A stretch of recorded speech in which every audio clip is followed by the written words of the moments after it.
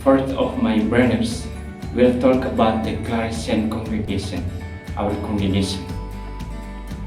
Who is the founder of the Claretian Congregation?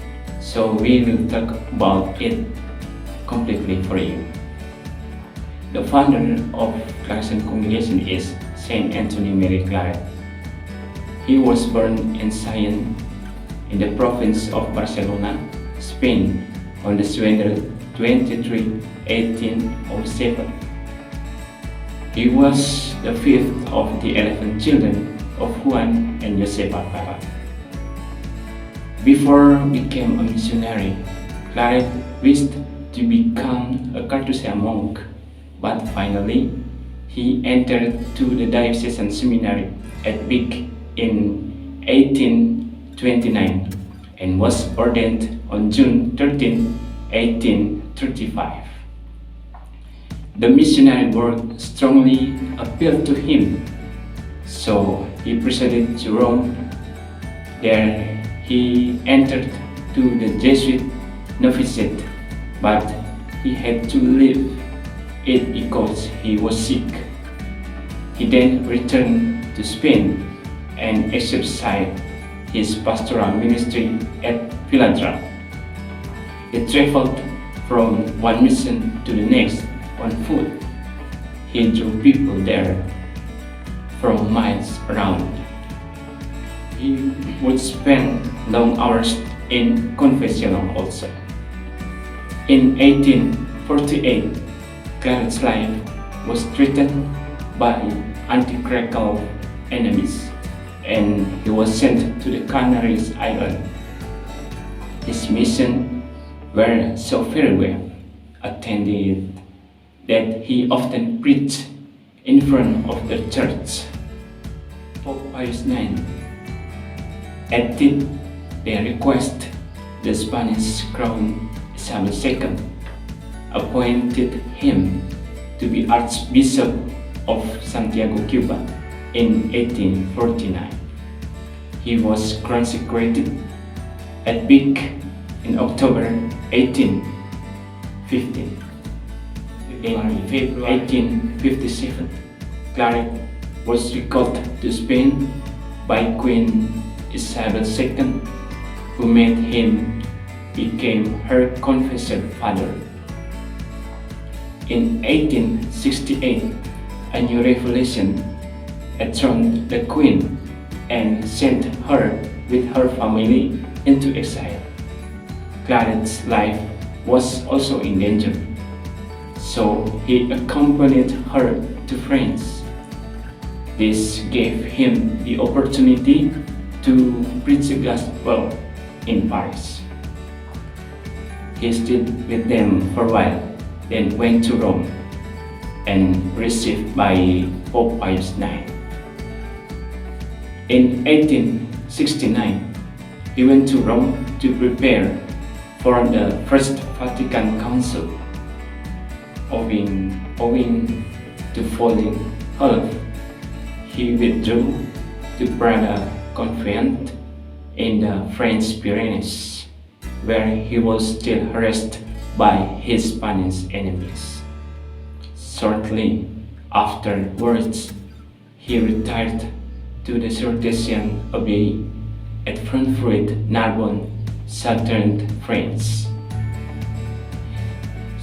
where he was died on October 24, 1870. Saint Anthony Mary Claret was beatified in Rome by Pope Pius IX on February 24, 1934. He was canonized 16 years later by Pope Pius XII on May 7, 1950. Pope John XXIII included him in the general Roman calendar in 1960 and fixed his feast on October 24.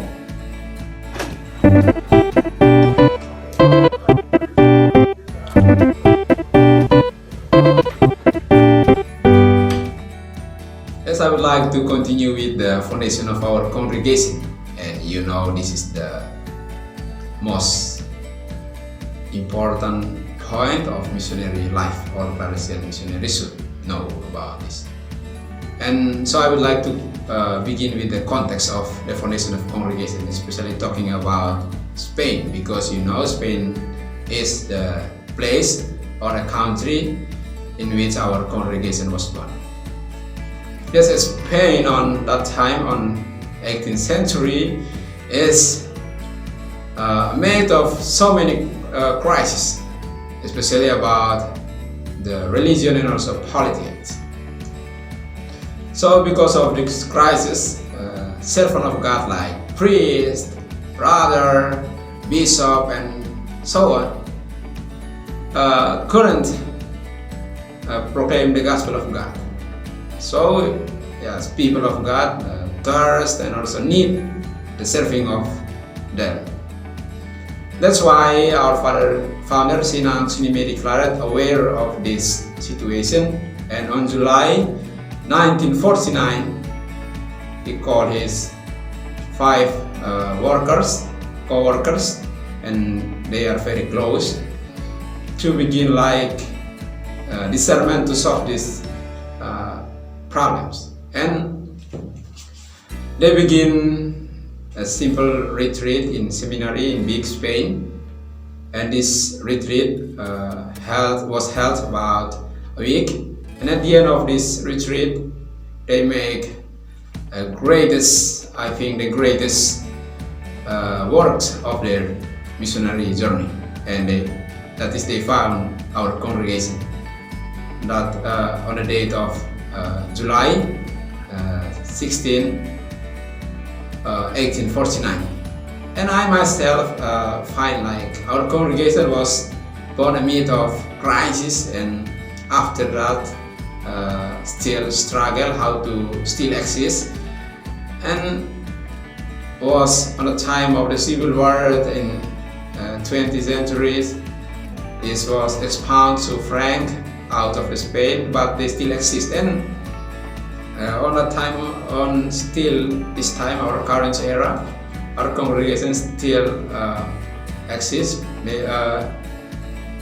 Perhaps there are so many crises in our time. So I think our next brother will explain about the spreading of our congregation throughout the world, which found so many crises in any country.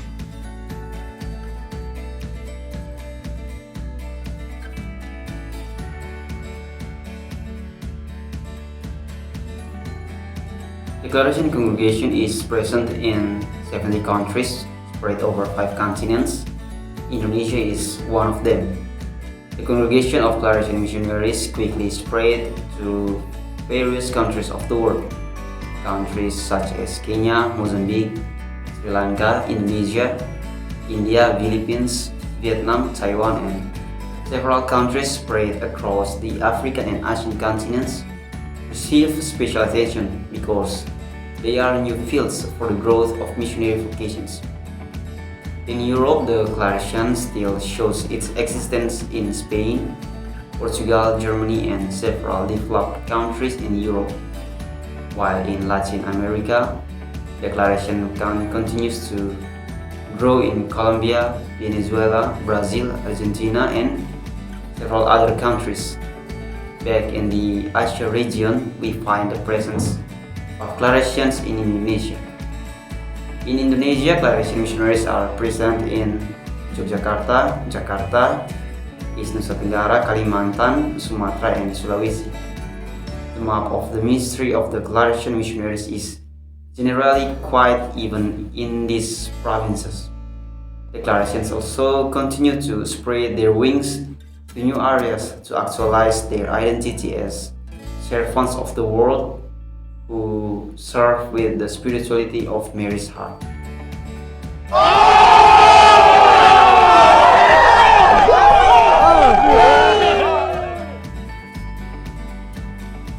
Dear friends, I will continue with a brief introduction about our congregation. Particularly, I will introduce a little bit about the process of entering to Indonesia. Initially, our congregation was incorporated in Timor-Leste in 1990. At that time, Timor-Leste was still part of Indonesian state. Based on several efforts and cooperation with the local diocese, finally on January 3, 1990, Father Aguilera Bokos, CMF, as General Superior of the congregation at that time, sent several Claretian missionaries to Indonesia. In the first mission, it consisted of 3 Claretians, namely Father Emmanuel Bonsuna CMF as economist, Father Orlando Contilon CMF as superior. Both were from the province of the Philippines, and Father James Nadakal CMF as parish priest. He was from Bangalore province, India. After they had prepared several things for the mission, including the Indonesian language schools, they were finally sent. Exactly on May 6, 1990, Claretian missionaries were asked to handle the Fohoreng, which at the time was part of the ministry of the Nusa Senhora Suai Parish. After preparing all the necessary things, Father Manuel Suna CMF, Father Orlando Contilon CMF, and Father James Nadakal CMF left for Fohoreng. The needs for missionaries was getting higher. Finally, in the following years, missionaries from several countries came to the mission in Indonesia. One of the priorities at that time was to accompany prospective missionaries who wanted to enter the congregation.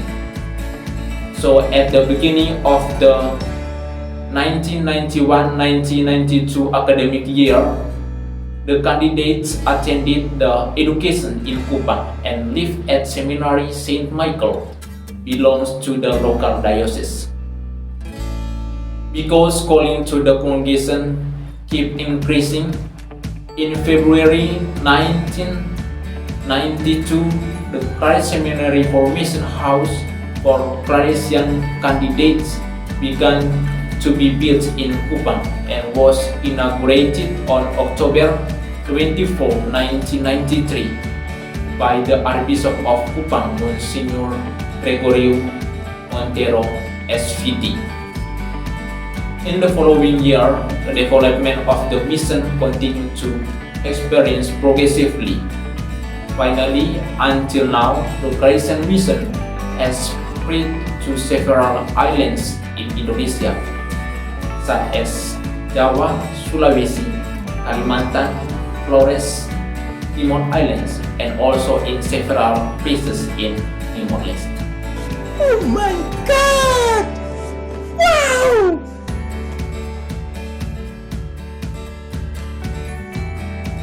The Wisma Claretian Yogyakarta community is an advanced formation community for the 4 months who have taken their first course by continuing their philosophical theological studies at Sanata Dharma University in Yogyakarta. This community was founded in 2000. As a formation community, the 4 months are trained to become excellent future missionaries, especially in mission, that together with the priest develop other skills they have. On campus, these young missionaries are taught philosophy and theology by qualified faculty to prepare them for their mission as minister of the world. Living in the area where the majority are Muslims and Japanese is a challenge for the 4 months. This required the brothers to adapt to the environment. However, the opportunity for the 4 months was to learn new things that they may never have known